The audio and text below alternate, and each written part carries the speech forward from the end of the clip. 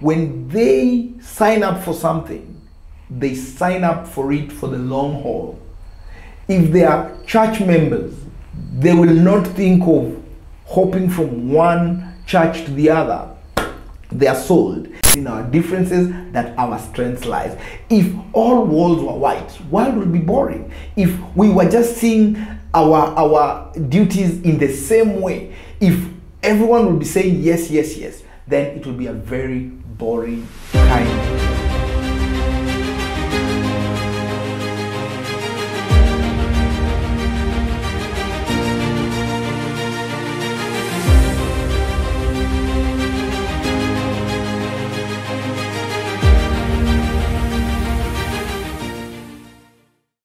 Everything rises and falls with leadership. Great words by the leadership guru, John Maxwell. Ladies and gentlemen, welcome to this special edition that we are doing titled Human Temperaments and Their Influence in Leadership Agility.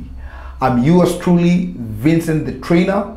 You can call me VTT, Mr. Fantastic, team building and management training consultants, coming to you live from our studios on this very important session. Why leadership agility?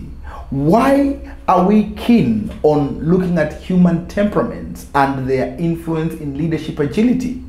As I've said in the introduction, basically everything rises and falls with leadership. Leadership is the integral bit that will ensure we attain our goals. Why? There are three key fundamentals that leadership requires, and that is humility, clarity, and courage. I'll repeat that. Three fundamentals for leadership: humility, courage, and clarity. Once these three things are there, you'll realize that you can then be able to work with any caliber of people. And the way God designed us, He designed people with different temperaments. Temperaments are basically how people view their world, how people behave, how people are wired. So, for any leader, you will then need to know how will you work with the different wirings that different people in different enterprises will bring. It doesn't matter whether it's at home, in your local community, in school, in the mosque, in the church, in any precinct that we'll find ourselves in, we will be surrounded by people. And those of us who will best leverage on the people that we interact with literally are going to get the best out of them, and of course this will be a big factor in driving progression of goals. Ladies and gentlemen, it's within this premise that therefore we need to adopt the leadership agility. And leadership agility here being the ability of enabling us make smart and effective decisions in a rapidly changing world. Underline rapidly changing world. Today's environment or today's dispensation keeps changing every other time. Hence, you can either evolve or dissolve. I bet you will choose to evolve, because if you do not evolve, then you shall be washed under the bridge. So, for us to consistently make these smart decisions that will move us towards our progressive ideals, we need to ensure therefore that we understand people. It's through this understanding that literally we can have all our goals met.